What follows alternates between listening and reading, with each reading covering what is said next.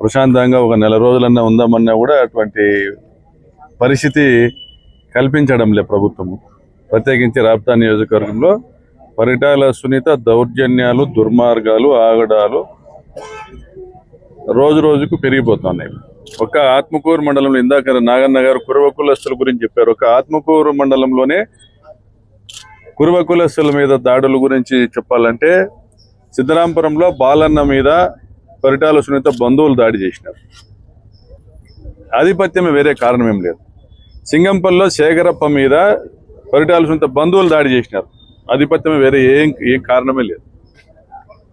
మా మీద అసత్య ప్రచారాలకు అతను పాల్పడుతూ ఉంటే పైశాచిక ఆనందం పొందుతూ ఉన్నారు. బండి పరశురాముకి రాజకీయ ఆశ కల్పించి నాగరాజు భూమి లాక్కొని ఇప్పిస్తామనేటువంటి ఆశ కల్పించి అతనితో దుర్మార్గమైనటువంటి ఆరోపణలు చేస్తూ ఉన్నారు.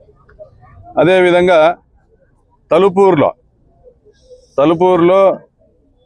గత ప్రభుత్వంలో ఎక్స్ మిలిటరీ మెన్ పరమేశ్వర్ రెడ్డికి ప్రభుత్వం ఇచ్చిన భూమి విషయం, 5 ఎకరాల భూమి విషయంలో గోసలోళ్ళని కురువ కులంలో గోత్రం, గోసలోళ్లకు అతనికి సమస్య వస్తే ఇద్దరికి సయోధ్య కుదిర్చే ప్రయత్నం ఏం చేస్తా ఉంటే బాలాజీ ప్రత్యేకంగా రెచ్చగొట్టి పరమేశ్వర్ రెడ్డిని నరికిచ్చినాడు.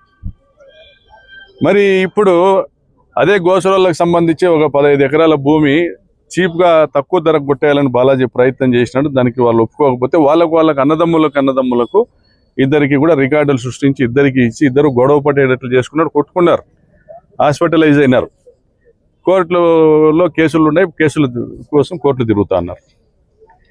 అదేవిధంగా బిఆర్ఏలో మొన్న స్థానిక సంస్థల ఎలక్షన్లో వాళ్ళ పార్టీకి సంబంధించినటువంటి సీనియర్ నాయకుడు మల్రాయుడు కుమారుడు ప్రసాద్ స్కూల్ ఎలక్షన్కి పోటీ చేసి అతని మీద పోలీసులతో దాడి చేయించి అతన్ని పోలీస్ స్టేషన్లో నిర్బంధించి అర్ధరాత్రి ఎత్తకపోయి నిర్బంధించి ఎలక్షన్ చేసుకున్నారు. బండి పరశురాముకు వాళ్ళ ఆయనకు పదవి ఇప్పించాలి. ఇంత ఎందుకు చేస్తున్నారంటే కురుబ కులస్తునిగా బండి పరశురామ అనేవాడు ఎన్ని మాట్లాడినా తోపుదొత్తి ప్రకాష్ రెడ్డి వెనక్కి తిరిగి మాట్లాడు. ఎందుకంటే మమ్మల్ని ఎత్తుకొని సాకిండే మా మేనమామ సిట్ర ఓబులేసు ఆ కులస్తులందరూ కూడా ఎన్నో 100 ఏళ్ళ నుంచి మాతో పాటు ఉన్నారు. వాళ్ళందరూ మా గ్రామంలో మమ్మల్ని కుటుంబంగా చూసుకున్నారు. కాబట్టి ఆ ప్రేమతో ఆ కులానికి ప్రాధాన్యతనిచ్చుకుంటూ వచ్చినాము. ఎక్కడ కూడా వాళ్ళకు అన్యాయం జరగకుండా చూసుకుంటూ వచ్చినాము. కాబట్టి అది మనసులో పెట్టుకొని మేము ఏమీ చెయ్యము అనే ఉద్దేశంతో అతన్ని ముందర పెట్టుకొని ఇది చేసుకుంటూ వస్తాను. పైపెచ్చు మజ్జిగ లింగమయ్యని చంపినారు వాళ్ళు. నాకు తెలిసి లింగమయ్య కొడుకు కూడా ఇక్కడే ఉండాలి, మజ్జిగ శంకరయ్య శ్రీనివాసులు.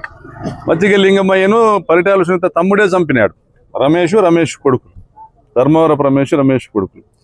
అది ఆ పాపము జిల్లా అంతా పాకింది. కురవళ్ళని చంపినారనేది జిల్లాలో ఉన్న కురవళ్ళందరిలోకి పోయింది.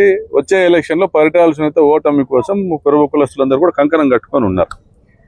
ఇప్పుడు మా మీద పరశురాముని రెచ్చగొడతా మాట్లాడుతా చేయిస్తా అంటే మేమేదైనా కూడా ప్రతిచర్యకు మేము కానీ మా పార్టీ వాళ్ళు కానీ ప్రతిచర్యకు పాల్పడితే ఇదిగో వాళ్ళు నరికినారు, మేము నరికినా, మా తప్పేం లేదనిపించుకునే ప్రయత్నం వాళ్ళ ఆలోచన విధానం అటువంటిది. అంటే బాగా వెనుకబాటు ఆలోచన వాళ్ళది.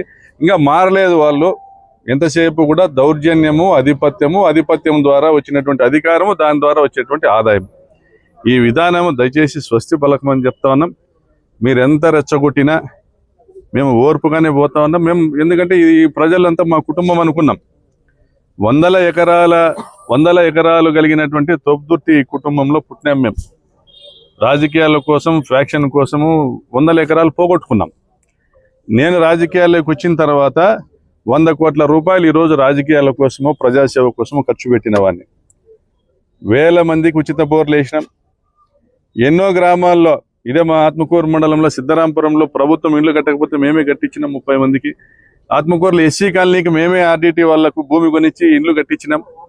ఇదే బిఆర్ఏలో ఏదైతే మన జగనన్న కాలనీలకు ఏర్పాటు చేసినామో 242 మందికి పట్టాలు ఇచ్చినామో దానికి 2013లోనే 3 లక్షల రూపాయలు కట్టి ఆ భూమి రిజంప్షన్ చేపించి పట్టాలు ఇవ్వాలనుకున్నాం. ఎలక్షన్ తర్వాత సునీత వచ్చినాక ఆమె పట్టాలు ఇచ్చింది. వాళ్ళు ఎవరు కట్టుకోలేదు. మళ్ళీ మేము వచ్చినాక గవర్నమెంట్తో ఇండ్లు శాంక్షన్ చేయించి పట్టాలు ఇచ్చినాం. ఇండ్లు కూడా కట్టుకున్నారు. ఆ అక్కస, ఆ బాధతో నిత్యము కూడా ఆ ఇండ్ల పట్టాల మీదకి, ఆ కాలనీ మీదకి దాడులకు పాల్పడ్డాము. ఆడ ఇల్లు కట్టుకుంటున్న వాళ్ళపైన దాడులకు పాల్పడము, అవి ఆక్రమించుకునే ప్రయత్నం చేస్తున్నారు. అంటే అరాచకవాదం తప్ప అభివృద్ధి ఏమి చేసింది ఏమి లేదు.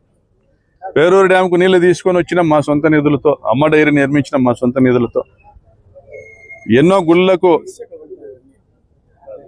దేవునికి గుళ్ళ నిర్మాణానికి డబ్బులు ఇచ్చినాం, ఎన్నో ఆసుపత్రులకు కోవిడ్కు కోట్ల రూపాయలు ఖర్చు పెట్టినాం, రోడ్లు వేసినాము, కాలువలో దొగినాం అయ్యా మా నిధులతో. మేము పోగొట్టుకునేటువంటి కుటుంబం, ప్రజల ప్రేమ కోసం మా ఆస్తుల్ని మేము పోగొట్టుకున్నటువంటి కుటుంబం. మా మీద నిరాధారమైనటువంటి ఆరోపణలు ఒక రౌడీ షీటర్తో చేపించి మీరు పైశాచిక ఆనందం పొందుతా ఉన్నారు. ఈరోజు నియోజకవర్గంలో, రాప్తా నియోజకవర్గంలో ప్రజలను ఎమ్మెల్యేని సునీత అనడంలో శనిత అంట అన్నారు. నియోజకవర్గానికి శనిలా పట్టినారు, వీళ్ళు ఎప్పుడు పోతారా అని భావిస్తున్నారు. మరి అటువంటి మమ్మల్ని దూషించేదానికి మీరు టైం కేటాయించుకోకుండా మేము తీసుకొని వచ్చినాం. పిఏబిఆర్ డ్యామ్ నుంచి ఆత్మకూరు రూరల్ మండలానికి 90 కోట్లతో పైప్ లైన్ తీసుకొచ్చినాం, 60-70 కోట్ల పనులు పూర్తి చేసినాం. దాన్ని ఒక 20-30 కోట్ల రూపాయలు పెట్టి పనులు పూర్తి చేసి ఆ 2 మండలాలకు తాగునీళ్ళు వస్తాయి. దాని మీద దృష్టి పెట్టమని కోరుతా ఉన్నాం. అదేవిధంగా మేము 3 రిజర్వాయర్లు శాంక్షన్ చేయించినాం. ఆ రిజర్వాయర్ల నిర్మాణానికి మీరు నిధులు తీసుకొచ్చి దానిని పూర్తి చేసి ప్రజల మన్ననలు పొందమని కోరుతా ఉన్నాం. మరి నేనుండగా పేరూరు డ్యాంకు 3 సంవత్సరాలు నీళ్లు తీసుకొని వచ్చిన, మరి తురకలాపట్నం నుండి. మరి మీరు కనీసం 1 సంవత్సరమైన నీళ్లు తీసుకొచ్చి రైతులు ఈరోజు ఆ ప్రాంతంలో బోర్లు ఎండిపోతుండే ఇబ్బందులు పడుతూ ఉన్నారు. మంచి చేసి ప్రయత్నం చేసి మంచి పేరు తెచ్చుకోండి. మరి పైగా మీరు కాలువ లైనింగ్లు చేసి ఈరోజు భూగర్భ జలాలు తగ్గిపోయే పరిస్థితి చేసి పాపంపేటలో 100 కోట్ల దోచుకునేటువంటి ప్రయత్నం చేసి ఆడ కూడా ప్రజలు చీకుట్టినారు. మిమ్మల్ని సిగ్గుపడండి. మీరు ఈ రోజుకి ఇప్పటికే రాజకీయంగా భూస్థాపితమైనారు. మీరు పల్సన్ అయినారు జనంలో. మీ సైజు, మీ టికెట్ సైజ్ ఇంత నుంచి ఇంతకు వచ్చింది. మీరు మమ్మల్ని పల్సన్ చేసి మీరు పెద్దోళ్ళు అనిపించుకునే ప్రయత్నం చేయడం కాదు. మీరు గొప్పగా అధికారం ఉంది, ఇంకా మీకు 150 మంది 160 మంది ఎమ్మెల్యేలు ఉన్నారు, మీ ప్రభుత్వం ఉంది, 4 లక్షల కోట్ల అప్పులు తెచ్చినాడు చంద్రబాబు నాయుడు. తెచ్చుకోండి, 5,000 కోట్లు 10,000 కోట్లు రాప్తా నియోజకవర్గానికి అభివృద్ధి చేయండి. అంతేగాని గ్రామాల్లో కక్షలు పెట్టి అన్యాయంగా దాడులు చేయించి, హత్యలు చేయించి, రాప్తాల్లో డబుల్ మర్డర్ చేసి మళ్ళీ మీ సెటిల్మెంట్లకు ఒప్పుకోకపోతే, పాలవాయిలో లక్ష్మీనారాయణ హింస పెడితే ఆడ భూముల సమస్యలో, అదేవిధంగా బోయినేపల్లిలో గొడవలు పెట్టేసిరి, గొల్లపల్లిలో భూముల గురించి మర్డర్ చేసిరి, పుల్లల రేవులో పచ్చని చెట్లను కొట్టించేసిరి, ఆ బయలు ఓవలేసు వాళ్ళ చెట్లు కొట్టించేసి దాన్ని ఆక్రమించుకునే ప్రయత్నం చేస్తున్నారు. ఇటువంటి దుర్మార్గాలు దయచేసి మానుకోమని హితపడుతున్నాను.